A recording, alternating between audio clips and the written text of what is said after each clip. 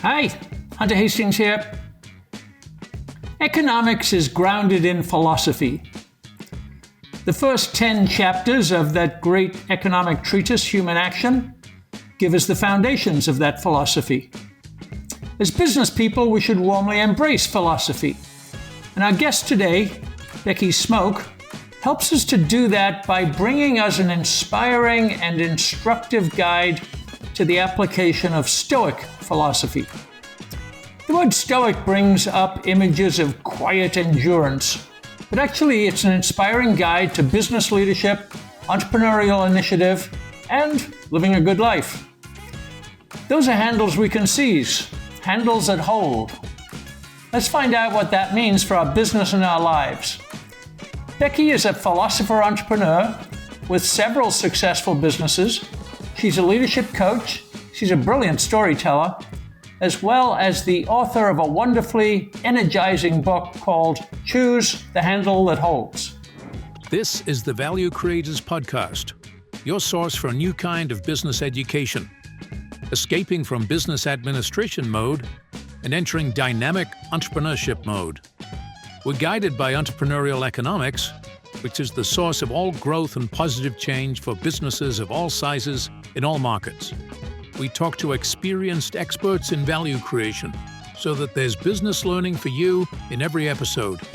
Becky, welcome to the Value Creators Podcast. Thank you very much for having me. I'm excited for our discussion. Well, I'm the excited one. We're going to talk about two really important things for business today. One is leadership. And I'm looking forward to getting your views on that because I think they're very distinctive. Mm-hmm. And the other is Stoic philosophy, which is inspiring and makes us think about how to live our best life. So we put those two things together, leadership and Stoic philosophy. Your book that we're talking about is Choose the Handle That Holds, Living, Leading, and Owning the Moments That Matter. So we'll get to that title in a second, but I want to start with leadership. And we have a point of view that leadership as it's taught in business school for business people really feels kind of artificially constructed and inauthentic. It's ways for them to sell executive education courses and business books. It's based on this great woman, great man kind of construct, I lead, you follow. You have a much different point of view. So tell us about how you think about leadership. Yeah, so I think that we have it all wrong. And I believe, so to take kind of two steps back, leadership is often mistaken for authority and power. And I think what happens and what has happened is we've tied leadership to these titles. And instead, I believe it's a lifestyle. So we focus on, like you said, like a team should have a leader. Well, I argue that it should be a team of leaders. And it's like leader, follower. It's both. The best thing about a great leader is they're a fantastic follower. And so my approach to leadership is to ask everyone to pause for a moment and reconsider how we see it. And if we remove it from the title and make it part of just our life, everywhere we go, we bring leadership with us. What happens? And what you see happens is you get to start engaging with life instead of just letting it pass you by. And I'll kind of just end on this is I made a statement. Okay, so Hunter, I made a statement a couple years ago, and it's one of those statements that the moment it came out of my mouth, I was like, oh no, I don't know if I can like back this up or like keep this going. But I made a statement. I stand by it, even though I know I do say like a bad leader and stuff like that. But I don't believe there's any such thing as a good leader or bad leader. I think what we have, again, are people who use authority and power to influence change rather than leadership. Because authority dictates, power influences, but leadership inspires. And it's completely within our control, whereas authority and power lies outside of our control. Yeah, we're trying to reimagine corporate structures without those levels of authority and title. So I think your point is in the right direction. But does anybody actually follow? Becky, does leadership require some people to follow? Yeah, absolutely. There's a story in my book that's about this last summer. I don't know. Do you watch the Olympics? Are you an Olympic watcher? Okay. So the gold medal basketball game between the United States and France was an great example of what happens when you have a team of leaders.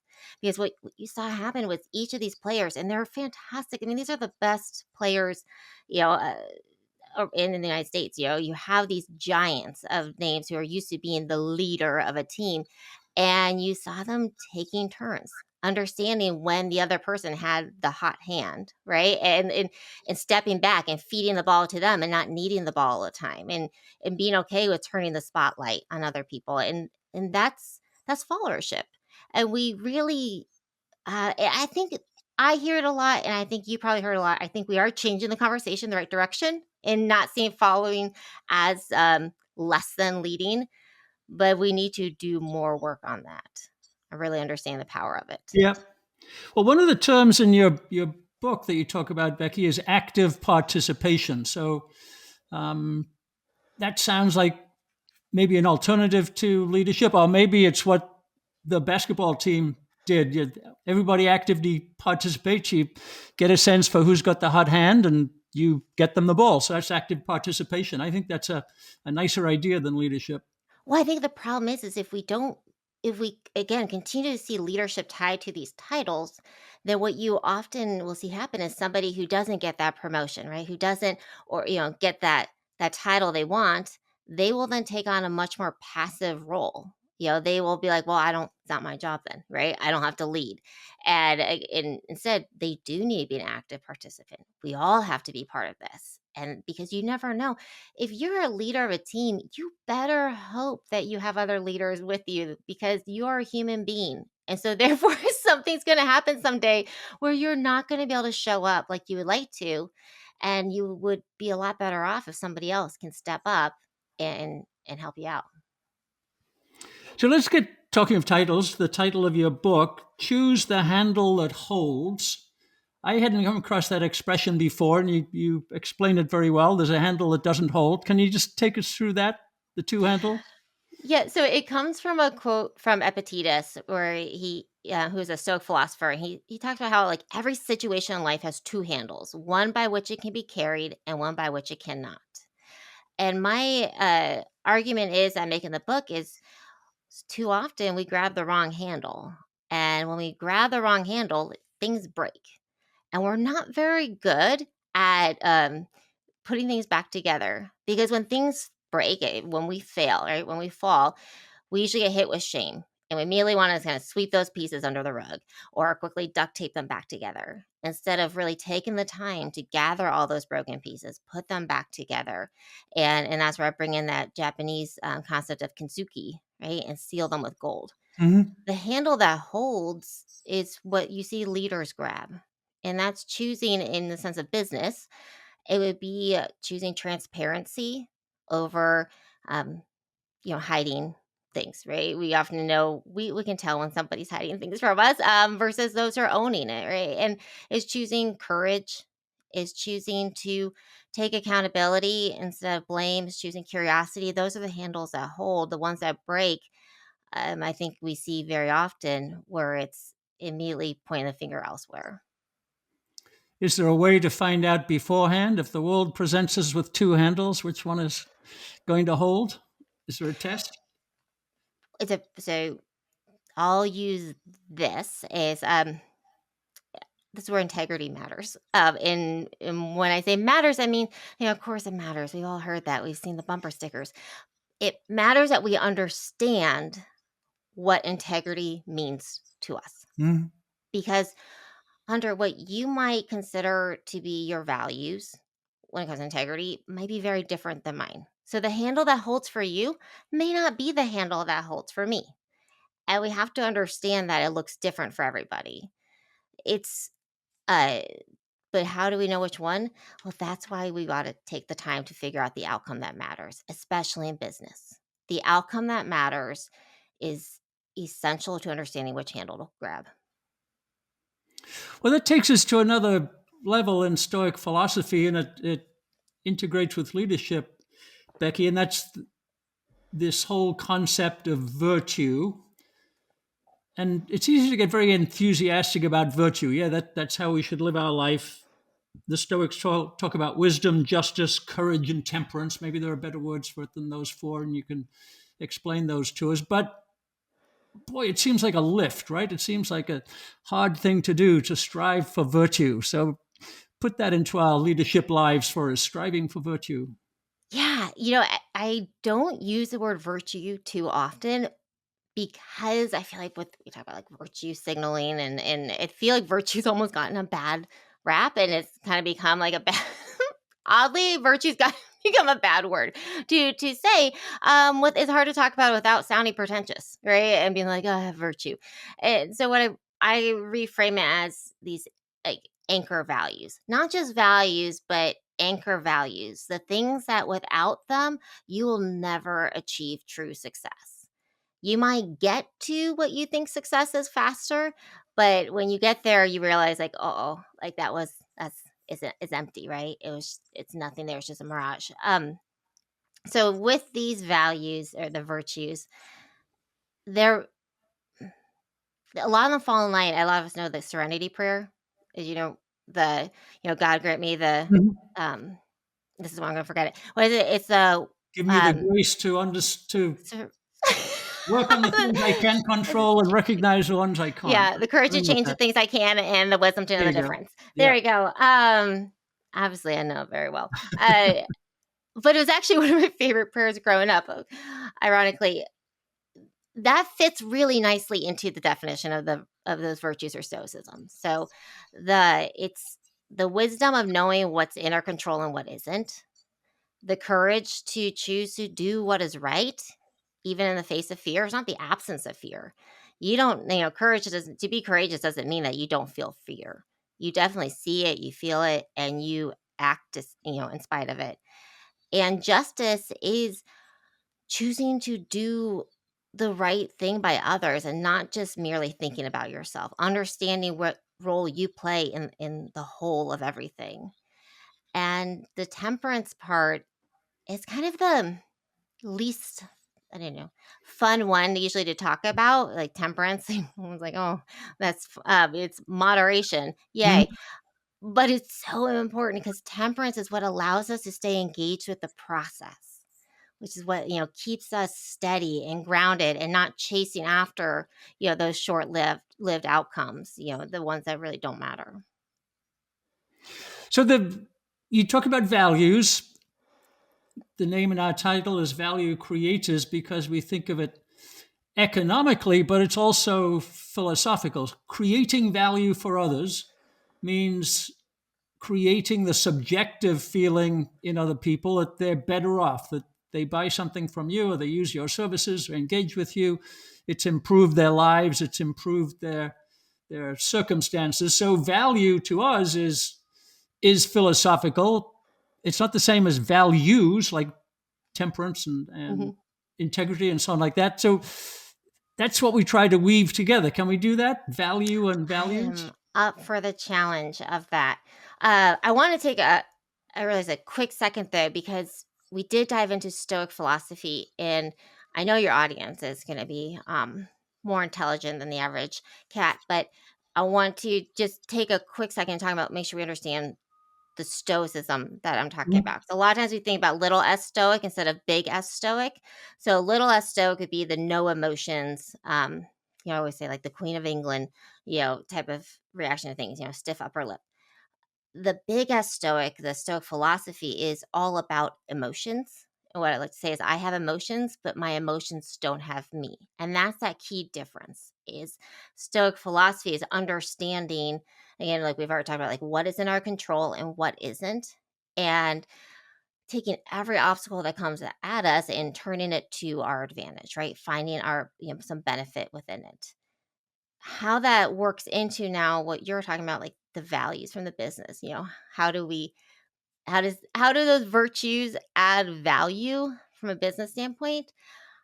I would say that when you are somebody who lives with purpose and runs every aspect of your life with that same grounded dedication to your values and to your purpose, it is going to be really hard to keep that from then translating into your business being seen, for creating value within your business, because you're going to build trust with your customers, with your clients, with your employees.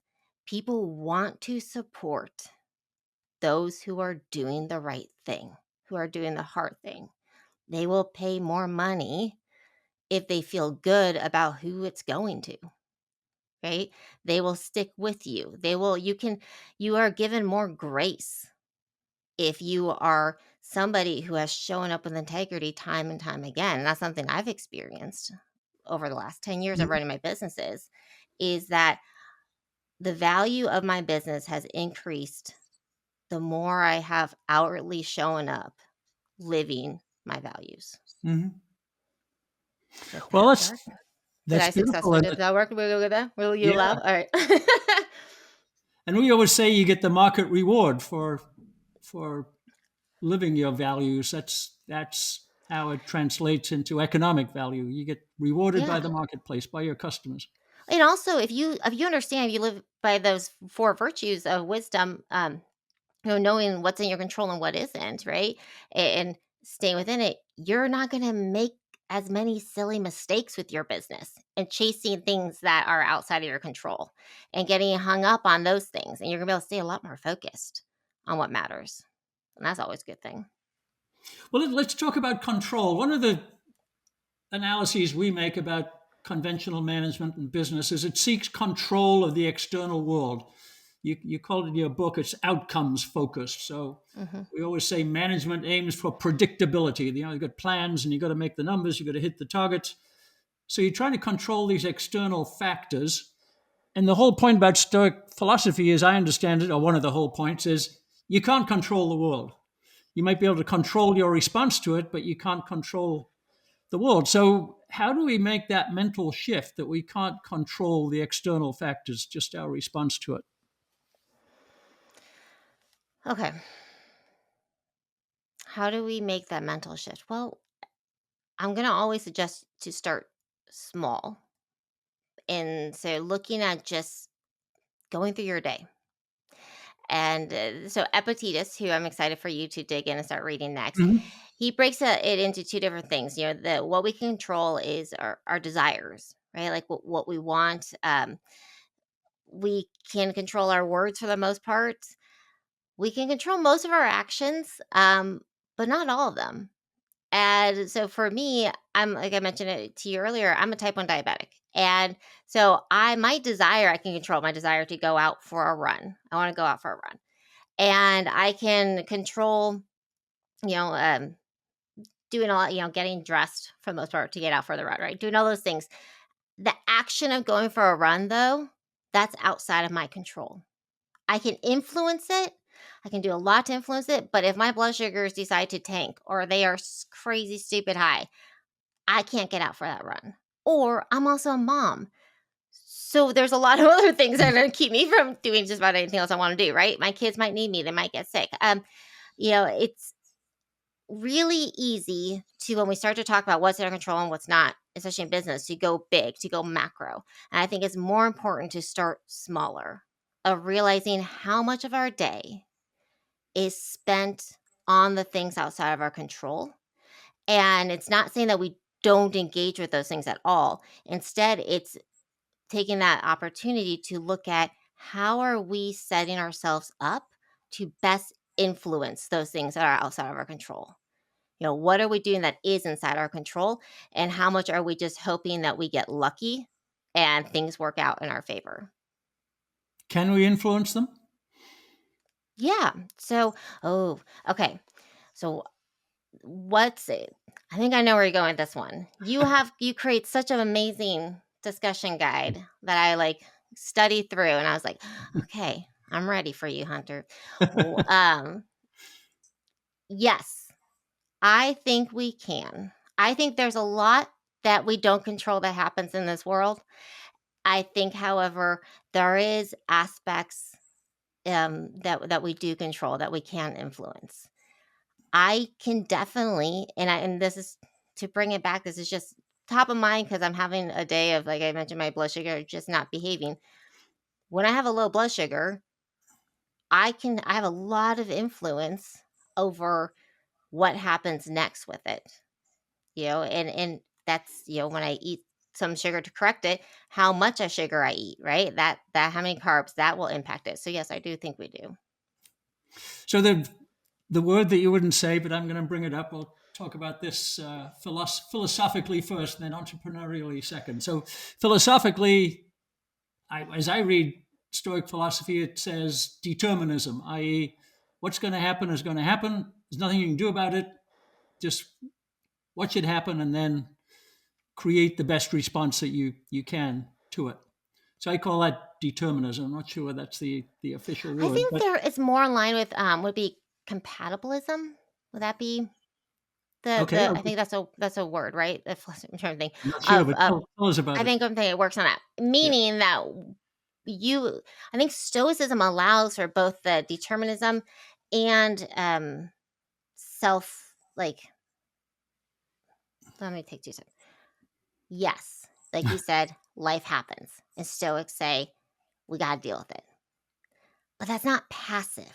Stoicism is not passive. It's not just like, well, it's going to happen regardless. Like, doesn't matter what I do. What you do with what you're given is your choice. Your response is in your control. Mm-hmm. I do believe that. There will be things outside of your control that might interfere with your response, but it does lie within our control. I cannot control the weather. I have tried. Doesn't work. All right. But I can control whether or not I take the time to look at the forecast, check the radar, and then pack an umbrella. And then when I forget to pack that umbrella, I can decide to, get angry when I get rained on, or just be like, you know what? It's kind of fun to get rained on once in a while and deal with it. So that's somebody used a phrase to me about Stoic philosophy. It says man against himself, or woman against himself or herself. But I don't read it that way. But certainly me against my emotions. Is that a I don't think reasonable it's way to think against. about it? I Hmm? think it's with. I think With. it's. I think our emotions, again, Stoicism. It's not anti-emotions, and it's not a combative relationship. It's a way to use your emotions to give you important insights into what you're feeling, what's going on in your life. I don't think anger is bad. I think what's bad is if you allow anger to become, the narrator, to take over and be the driver. Instead, if you are angry, being able to use that and have that default be curiosity. I talk about creating this leadership reflex, and I describe it as being the parent car arm. So I don't know if you remember, like, driving, and it's that the arm that goes out, right? If you're in the passenger seat, and you don't have to do it just for a kid. It can be there for, case of wine, a couple, Nudge it. a goat. I've had a goat in the passenger seat before, how to do that. But anyway, that reflex is one that we need to all better develop. So when you find yourself getting angry and upset, if you can parent car arm yourself and say, hold on, let's pause right here, right? It's not saying this is bad. It's not saying go backwards. It's not saying go forward. It's just like, hold on, let's pause. You get the opportunity for curiosity that you wouldn't otherwise have, and be able to understand, like, why am I angry right now? What actually is going on, and gives you the chance to fact check. And I think that's important. So I try to translate that into business through entrepreneurship, by which we mean planning and strategy are not always so useful if the world is going to change, and it's going to change without you affecting it. But you can act, you can take action. We sometimes call it experiments, but do something and then wait and see what happens, so that you get the reaction, you get positive feedback and negative feedback. You can then go on and amend your action. That maybe is a elevated form of car arm, Becky. Yeah, well, It's I think planning is, you should absolutely plan. I'm a huge fan of planning. I mean, I've created a whole system for doing it, but planning without debriefing mhm. is problematic, because that is how we get to check again. Like, in planning, thinking through all the different things that could go wrong, and having a a response to that obstacle, seeing and just training your brain to view obstacles as opportunities and to find those in those. So important. Where we go wrong in planning, though, is again if we have the wrong definition of success and we are not willing to adapt and go with, the flow. And not just go with the flow, like just like be like super chill, but go with the flow, and as in taking what is coming at you and understanding when you need to adapt to change the course and when you need to adapt to stay the course. So I'm going to give you an alternative point of view, Oh, which good. is that planning is not very useful. It gets you almost nowhere. And it's the adaptiveness that you talk about that you replace planning. It's always adapting, always being dynamic, always changing. Whereas planning tends to lock you into things. I've got a target now. I've got to make it. I've got to do exactly what I wrote down. So I take the opposite point of view, which is don't plan.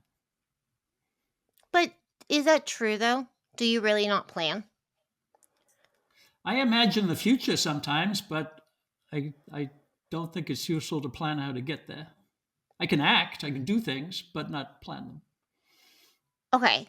Okay. I think I'm with you on this, and that like I don't set a 5-year goal or anything like that, because I feel like that can really limit us to potential, right? It kind of puts a ceiling, artificial like cap on things. And I might not then go for other stuff because I want to achieve that plan. But I think that there is a need for planning to understand. We have to understand that ultimate outcome. Again, I keep talking about the outcome that matters, but it is like I need to understand what purpose is for me, like what it is, like what fills me up, how I want to show up in this world, and what I want to do with my time here. And it doesn't come with a title or a label, but I need to have an understanding of that. Otherwise, and Seneca says, if you don't know which ship or which port you're heading, no wind is favorable. So if you don't know where you're going in life, you can't really even go with the flow in a way that's going to be successful, because you don't know which way you need to be going in the first place. And you might just keep kind of going back and forth and end up right where you started. We're delighted to announce the Value Creators online course. For entrepreneurs in every kind of business, big, small, or medium, at every stage, in every industry, our course provides the foundations and principles on which to build success.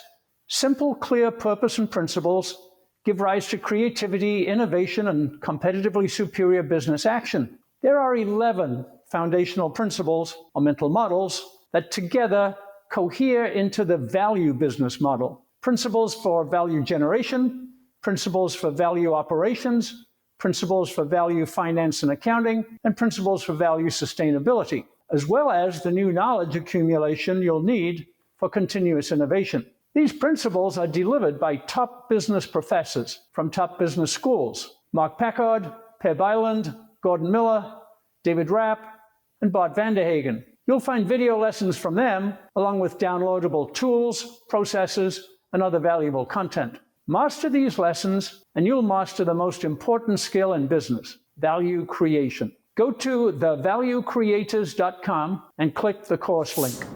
Well, let's go into purpose, because I chew myself up about purpose. So there's 3 levels. When you read Marcus Aurelius, certainly, he talks about the world has a purpose, nature has a purpose, logos, as they call it, has a purpose. So you can't figure it out, but go with it. Then there's individual purpose, which I think we can believe in that. So yeah, you've got to have some, as you say, place you want to get to, although it can be pretty vague and it changes as life goes on. But then there's this middle purpose, the community, the group, or in our case for business, the firm, the corporation. So let's go to the middle. Can a corporation have purpose? I mean, it's a very fancy term now, and we have conferences about it, write books about it, and put it on the wall. But can a corporation really have purpose? I think so. And I think that You are correct in that for the most part, those mission statements, which just like, oh man, they are so beautifully written and Mhm. sound fantastic. If and the sad thing is they do just live on the wall and collect dust. I think there are corporations though, and there are few of them that do have a purpose. I think Patagonia is going to be one where like they have completely structured the company in that it is purpose driven.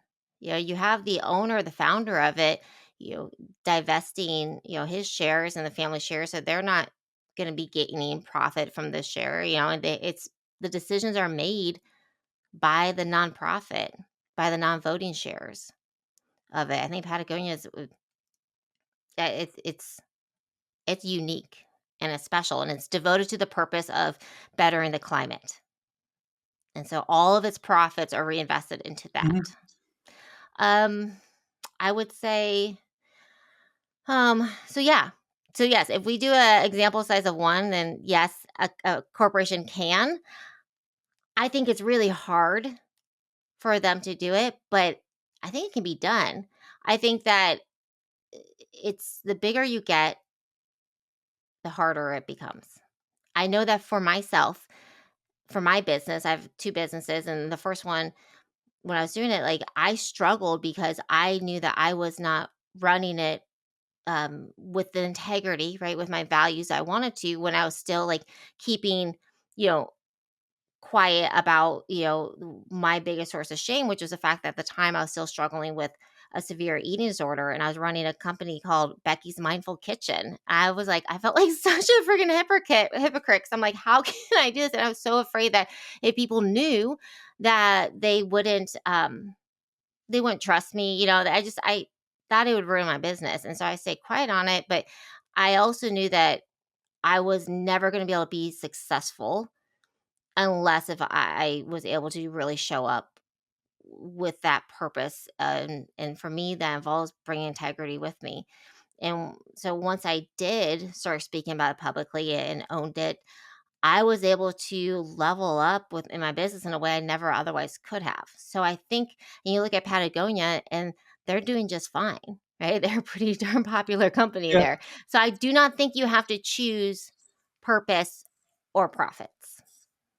No, I understand that, but I'm not sure whether you can align a whole company around purpose. Here's an example I sometimes think about is Google, which has a wonderful purpose statement to organize the world's information, make it useful and accessible for everyone. And they did that through search. But now the search is a mishmash of blue links and AI pop-ups, and it's more confusing than it's ever been, and maybe not helpful anymore. And they're losing share now to the AI chatbot, so they've lost their purpose. It seems to me they couldn't focus on their purpose; they lost it. Yeah. And so, but I think that's an example of a company that did not do it. Whether or not one can, again, I think you can. I think it requires, though, okay, this is gonna so I'm gonna lean into how Mm. nerdy this is gonna sound, and I'm just gonna go for this.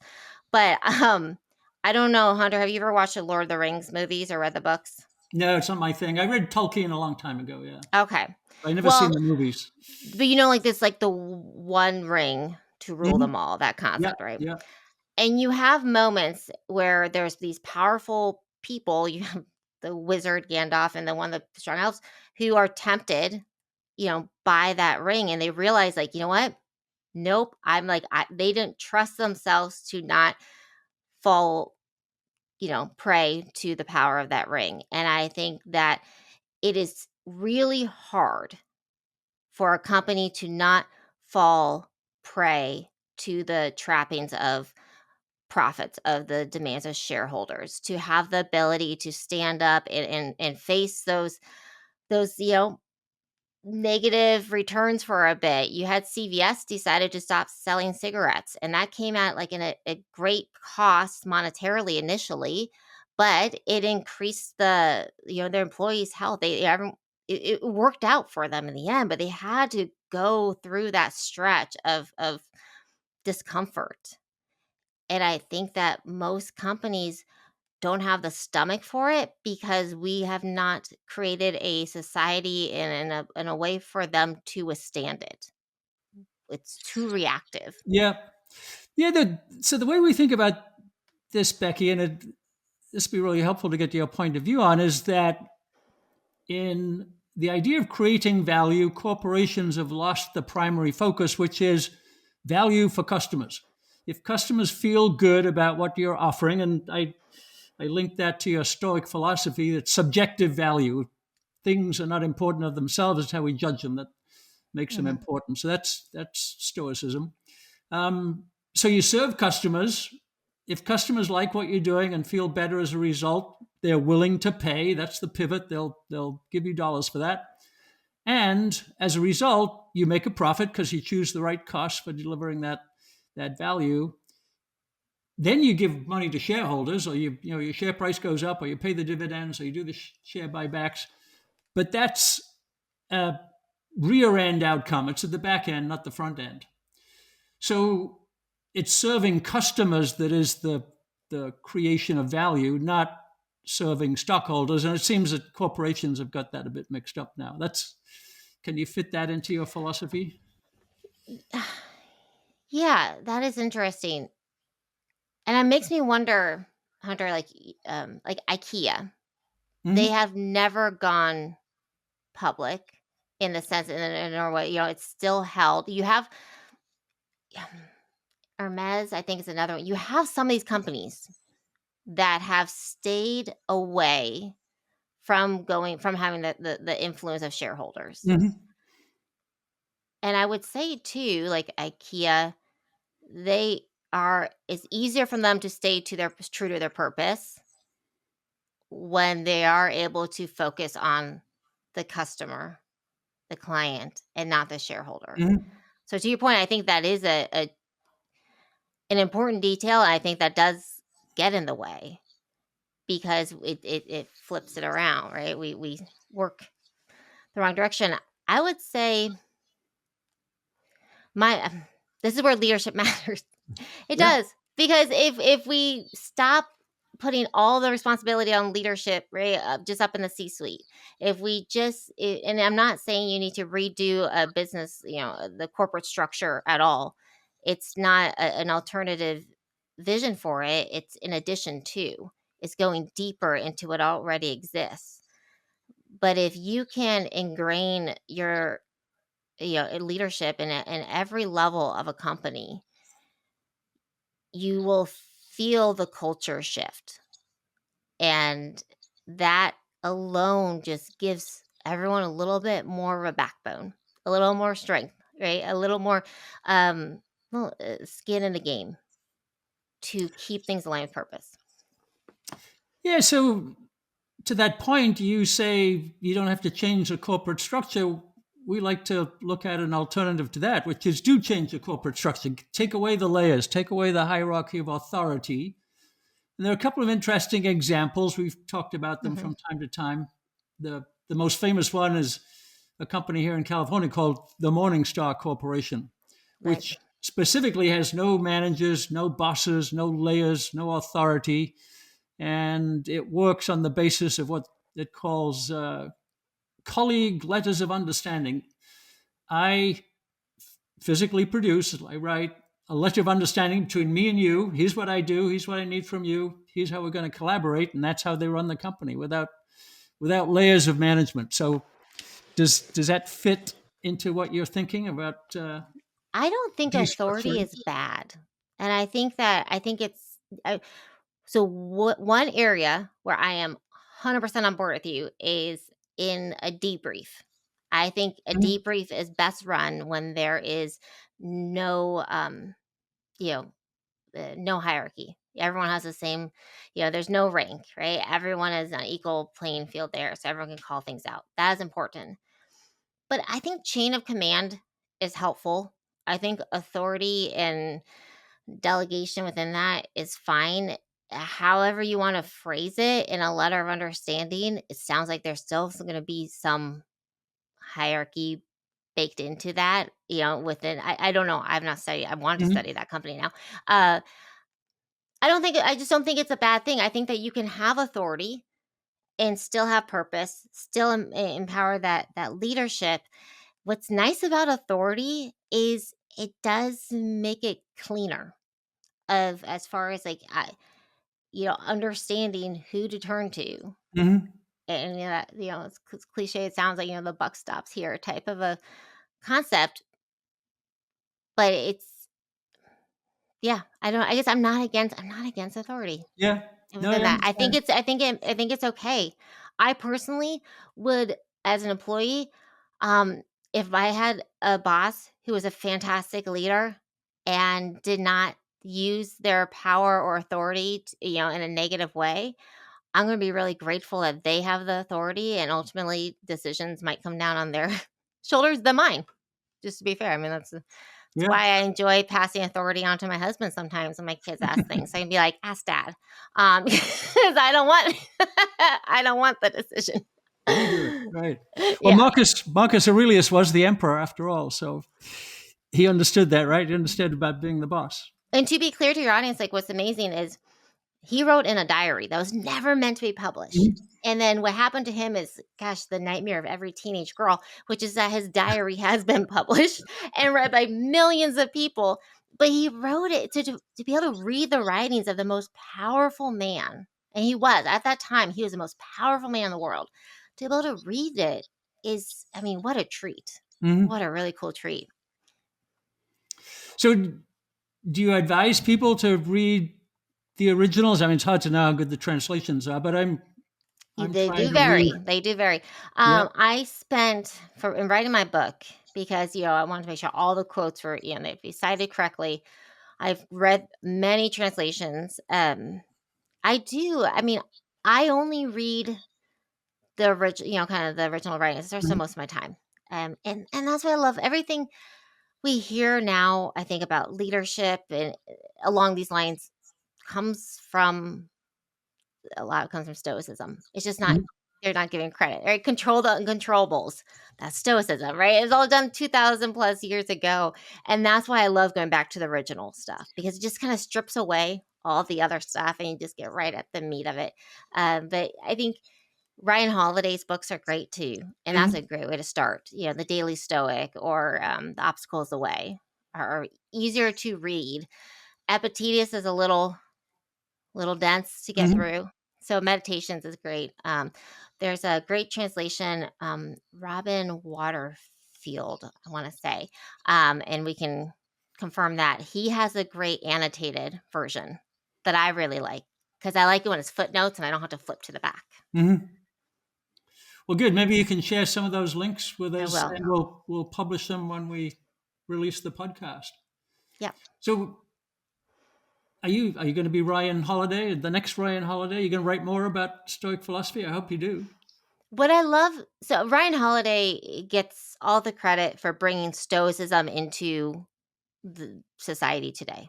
I don't think anyone else deserves that credit but him. He's done a great job with that. He does a really good job of telling other people's stories. I think where I differ is first of all, I'm a mom and not a dad, so I just have that inherently as a different view of it. And then I share a lot of my own stories, and I think it's important to bring stoicism to a different audience and to show, it's not it's not just for the tech bros out in California Mhm. or just, the elite athletes, who have dealt and I love working with athletes, but it's for all of us. And it's based, I don't know, you had asked the question, well, you didn't ask it, but you asked in the discussion guide of like, does hope, love, and faith belong within those stoic virtues? And my argument to that would be that they're already part of it. And I think we have a little bit too narrow of a reading often of stoicism, and we forget that, it is seen again as so like kind of more masculine and unfeeling and stuff. But love is part of stoicism. It's really talked about it. Faith is too, and hope. It's a really beautiful philosophy, and it's hard philosophy. It really asks you to do the hard stuff, but there's so much beauty in that discomfort. in the hard. Yeah. Yeah, I agree. It requires a lot of self-examination, and as you say, being honest with yourself. So that was Deirdre McCloskey in the Bourgeois Virtues. She wanted to add faith, hope, and love to what she called I the went and read her pagan stuff when virtues. I saw that to be able to really decide. And I went back and forth on it. And I was like, you know what, Deidre? I think they're already part of it. You It's just already didn't read there. it Yeah. correctly. Yeah. I didn't tell Well, her that, but yeah. You do have to deal when reading about the gods and all of the different gods that they have. But we won't go into that. So here's where I wanted to finish, Becky. It's the last quote in your book. It's from Seneca, mhm, who was a big advocate for purpose, by the way. The he was rest of the big stuff on on that. Yep. purpose, a lot of it comes from Seneca. He said, "What you are longing for is great and supreme and nearly divine, not to be shaken." And so my question was, is that our purpose in the end? Just not to change the world around us, but to master our response to it, not to be shaken. I I finding an ending quote to a book, first of all, is a task because I felt, and I was really nervous about that task until I just like remembered that one and went back to it, and I was like, ooh, yes, this is it. Because the first part of it is a warning against being distracted, being misled, being, to just to get distracted by the things that don't matter. And the purpose, the greatest and most divine thing, is to be tied to, as you say, purpose, to be unshaken and knowing who you are, to be able to allow the waves to crash upon you, to be that person. If you are a leader, if you can be the person that, to be the rock is, we use that a lot, but it is the idea. And there's another quote in there. It's like, to be the rock where the waves can hit against it and eventually they settle down. Mm-hmm. And that's how I view being steady in our purpose and grounded in that, to be unshakable in that life, everything can just like smack up against you. And you have the faith in the trust that things will settle back down, that you can withstand it. And it's to go beyond being resilient. So not just taking the hits, but getting stronger because of them. Yeah, it's very inspiring. It is. It is. And it's not just like surface level. And that's just what I would say to everyone. Like, I hated Stoicism when I first was introduced to it. I pushed back against it with all my might. And because it was terrifying to me what it was going to ask me to do. But if you actually dig in and put it to work, like, it is inspiring because it works. It's not just fluff. It's not just, a quick motivational quote that sounds good, but good luck putting it into action. It is it's not an ivory tower philosophy. It's a live in the streets, been tested in the trenches type of one. Well, one last question for a piece of advice then. If folks who are listening want to do the reading, I started with Marcus Aurelius, then I got to Epictetus, if I'm saying his name right. I'll get to Seneca, and there are other things we have to read. Is that a good order, or should I start somewhere else, or what's the right way to do it? I definitely am I would be doing a disservice to what I need to be doing right now, which is promoting my book, to not say that I think you should start with Choose the Handle That Holds, A Guide to Living, Leading, and Owning the Moments That Matter, which actually is a very gentle, a nice, gateway book into Stoicism, shall I say, and touches on it. I would say starting with meditations is great because it's just an easier read. And then I'm happy I'll provide some links of good translations. I love Epictetus a lot just because he was a former slave, and he became free and then started teaching in philosophy, and that's pretty darn impressive. And I like the fact that we have this range of the Roman emperor and then a former slave all writing about the same philosophy. Right. Seneca's great. Like I said, there's a fantastic audiobook of the letters, Seneca's letters, that I personally enjoy because the the narrator is so good. And in my head, that's what Seneca's voice sounds like. And I think Seneca's very funny, and Epictetus is humorous too. Marcus Aurelius, not so much. Doesn't have as much of a sense of humor. But I would definitely start those. Otherwise, Ryan Holiday books are fantastic to start at as well. But start with Choose the Handle That Holds. Well, I agree with you. Start with Becky Schmooke.